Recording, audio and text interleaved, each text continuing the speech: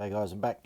I just, I just turned on YouTube to do some editing for another channel and stuff, other stuff that I was doing, and YouTube serves up these things. You know how it does that thing. And there was an INFJ. I watch a couple of those things lately. I haven't watched anything for a couple of years now. Sort of, you know, I did a deep dive on it back then, and I did a whole bunch of Frank James and all sorts of stuff, but. When I was sort of learning what INFJ was, and it turned out it probably is me. Okay, yeah, whatever. But there's this bird on there, and what does it say? About offending other people, and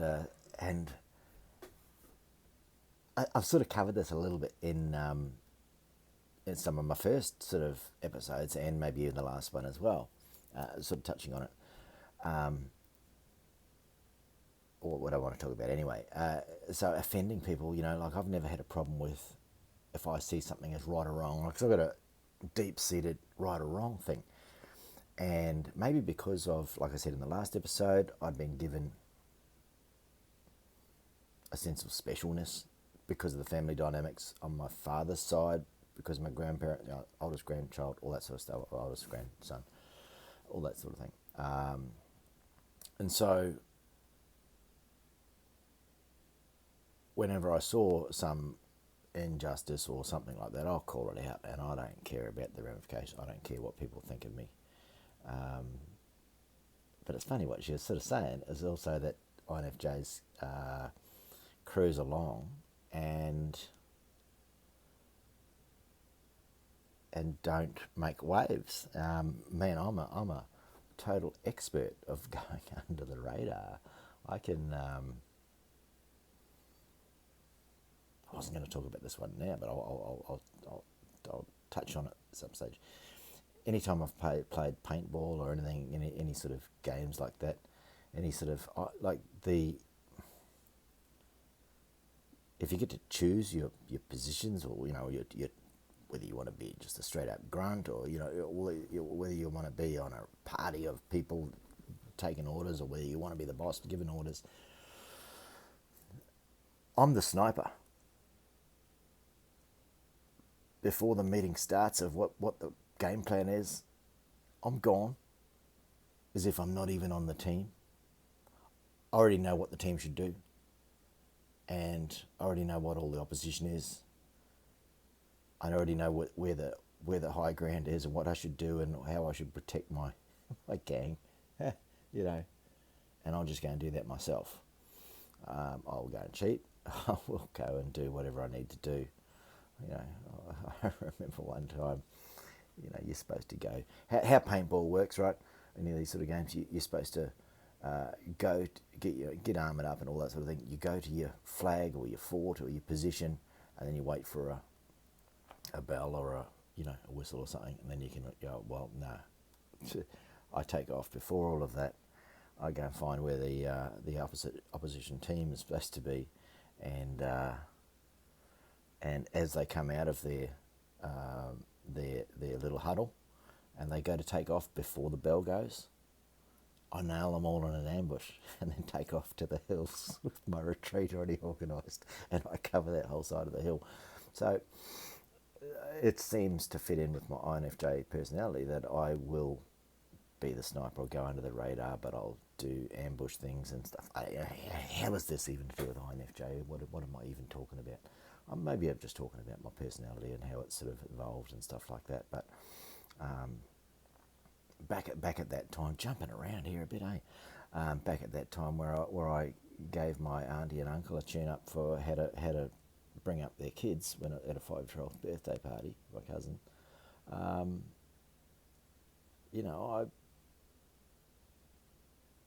wasn't making friends that day. I wasn't going under the radar that day. Maybe I learnt those conflict techniques from a mother of just go in and attack, and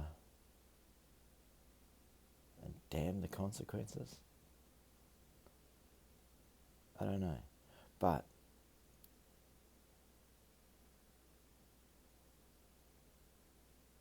I've also spent a lot of my life going under the radar, avoiding the conflict, and getting away with things. Yeah, so being like a chameleon, usually you can fit in with all the people. It's funny. Like, I've got a business, and I can go and see, especially during COVID. This was very interesting.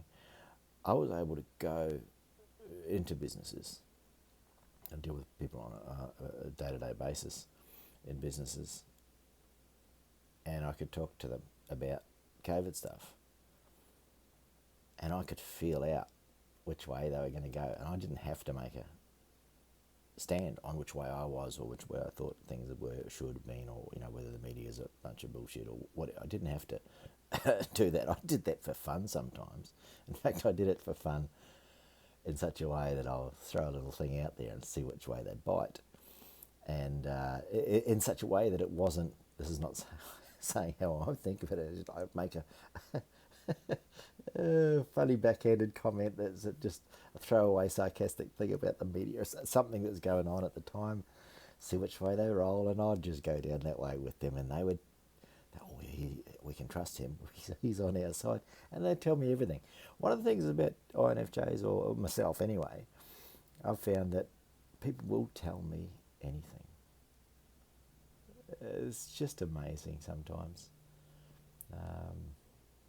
Actually, funnily enough, my missus is an INFP, and she goes to places, supermarket or something like that, and the checkout chick will just tell her whole life story, or all sorts of weird stuff. So maybe there's certain people that are just magnets for people to go, oh, I can tell this random stranger everything, because they seem so open to, they seem to understand. Yeah, that's funny. That's funny. So anyway, that's just a little bit. I was just looking at that video there, and I'm going, I'm only halfway through, not judging, but offending other people, start offending. I've been doing that a lot, but then I know exactly what she's talking about, of cruising through and not offending people. I'm very good at it. Is that an INFJ thing? Is that something I've learned to, protect myself from, if you're in a dramatic situation, you're going to work out which way do I need to be to survive. In fact, I will say this. If I knew nothing about personality traits or anything like personality systems and BTI, all that sort of thing, Big Five, whatever, if I knew nothing about all that, and I had to describe myself, I would say, first and foremost, I'm a survivor. I'll always survive. I wouldn't say care enough to win. I just see that winning for the sake of winning is not necessarily a thing. It's just a stupid jock pissing contest thing.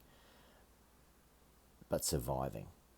Now, not only surviving with your life, but surviving with your beliefs intact.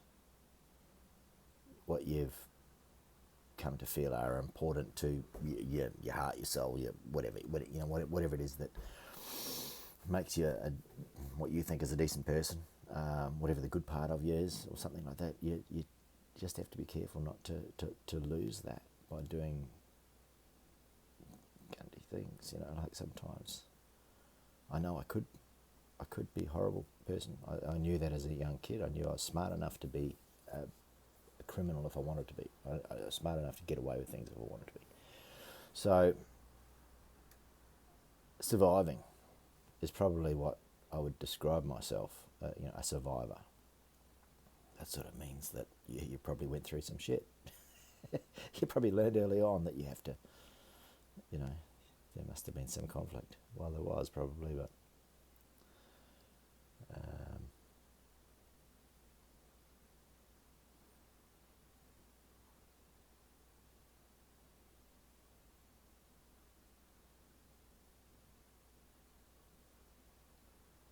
I don't know that I can say this for sure, but I never really wanted to have kids. I didn't have kids. I never really wanted to have kids. I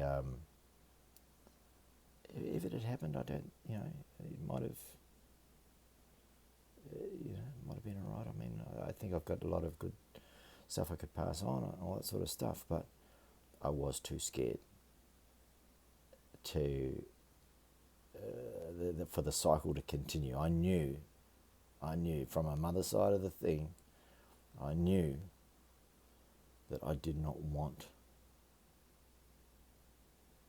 to pass that on until I was ready to say that I was, sorted out and stuff like that. So I don't know if that's a cop out. It sort of just didn't happen, just the way that, different partners at different times of life, it just didn't work out. And I don't really regret that. Jordan Peterson says you're supposed to, you should. It's the most important thing, but I don't know. I think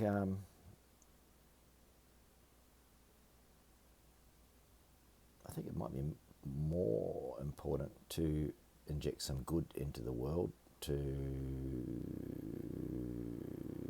if you're going to leave something good,